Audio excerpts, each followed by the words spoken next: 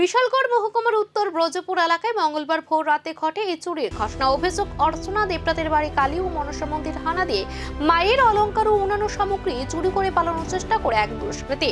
চুরির পর পালানোর সময় এলাকাবাসীর সন্দেহ হয় এবং ভোর রাতে তাকে হাতে নাতে ধরে ফেলে স্থানীয়রা। অভিযোগ, ধৃত ব্যক্তি পূর্বে একাধিক চুরির ঘটনায় জড়িত। একাধিকবার জেল খেটেও বাইরে এসে আবারও একই অপরাধে জড়িয়ে পড়ছে সে।